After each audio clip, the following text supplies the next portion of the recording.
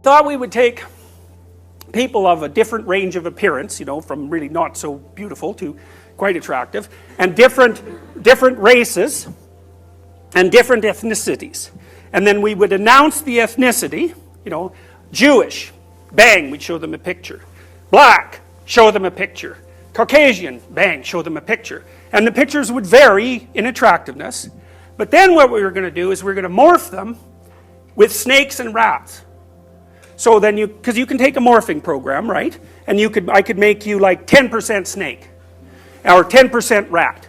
You've seen that in movies all the time. And so then the question would be, would you be more likely, A, to see an unattractive person as a rat or a snake?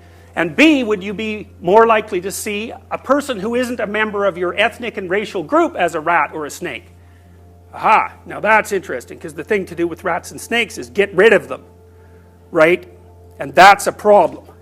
So, and then we thought we would also measure how orderly people were to see if that mediated the degree to which they were willing to perceive, it'd be, implicit perception fundamentally, whether this person was rat-like or snake-like.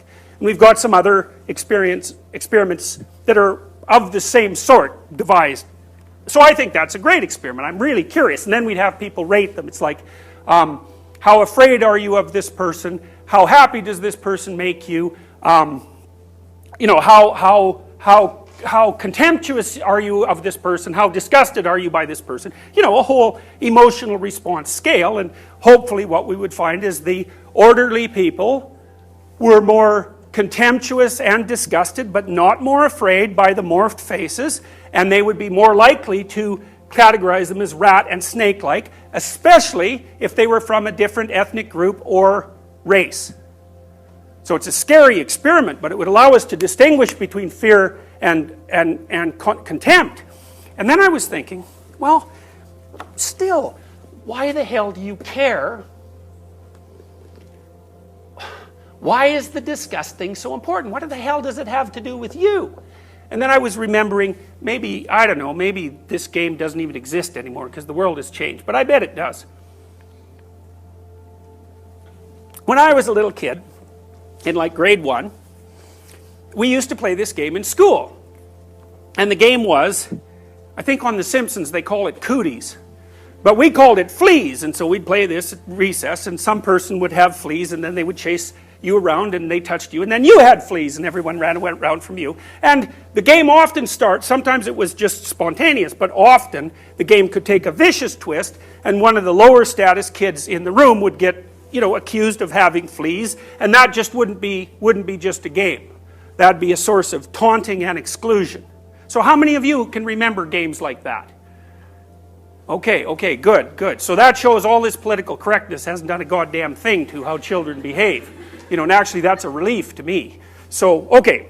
So then you think, what the hell's going on there? And the first thing that's going out is that the kids are playing out the idea of contamination. Right? So let's say you're contemptible and disgusting, So maybe you have syphilis because you're what do you call? You're dissolute and debauched, and it's gone to the final stage and it's just horrific. So anybody who's going to look at you is going to have a reaction like this. They're going to want to look away. Okay, so then I was thinking, what happens if you touch someone like that? No, think about it now. Think about it for a minute. Well, first of all, in a place where there's lots of infectious diseases, what happens is then you die. So that's not a good thing, or if you're near anything corrupt, like a carcass that has been rotting, you don't get to eat it because then you die. You got to be sensitive to disgust, because otherwise you'll run into contamination, and the contamination will kill you. The question is, how contagious is contamination? And I think that's the issue. So now, you put yourself in this position. So you're on a dating site, and you find someone, and this might even be more powerful initially for women than for men.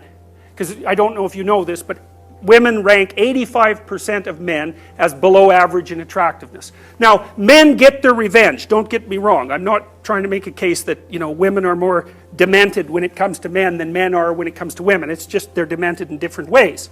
So then you think, it's interesting because I've watched my daughter go through Tinder. You know, it's sort of painful. It's like, nope, nope, nope, nope, nope, nope, nope, nope.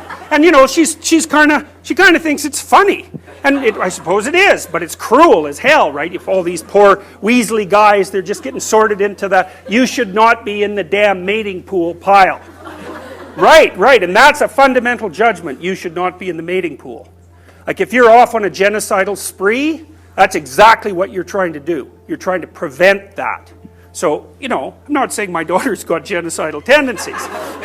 Although she probably does because she is human, by the way. So, all right. So now, let's say that you've categorized some person in there as, you know, you're not going to respond to their damn email. And, you know, you've put them down as a 1 out of 10, you know. So, no. And then someone says, you have to go out with that person. You have to ask that person out. And then you think, well, how are you going to react to that idea?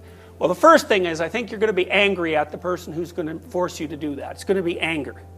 And then the second thing is, how are you going to feel when you bring that person into public with you, around your friends? Okay? How are you going to feel? And the answer to that is, you're going to feel disgusted and ashamed. And the reason for that is because it's contaminating, it's catching. And so then that puts the damn theories together, and this is why. If I force you to go out with someone that's low status, and we'll say low attractiveness, we'll put the whole package together. Low attractiveness, low socioeconomic status, no real hope for the future, and really unlikable. We can put all those sorts of things together, and you're going to think, no way. And then you bring that person out on a date with all your friends, and they think, what the hell is up with you? And so maybe you're an 8, roughly speaking, and then you get to go visit 5 land for a while. Okay, now, what happens to you? Now, this is where it gets tricky. So, we know that you, like the lobster, have a counter way down in the bottom of your brain that's really, really old. It's precognitive, it's even pre-emotional. It's way down there at like reticular activating level. And what it does is scan the world to figure out where you are in the hierarchy. And it actually matters because if you're low, then you die, or you're stressed, or your children die, you know, and everything's worrisome to you because you're barely clinging on to the edge of existence, and you only take impulsive pleasures because that's the longest span that you can count on having pleasures over, and it's rough at the bottom. And you get low status mates if you get any at all, and it's not good. So you actually do not want to be there. And there's a reason for that. Whereas at the top, it's like, yes, you know, you get preferential access to everything. Everything.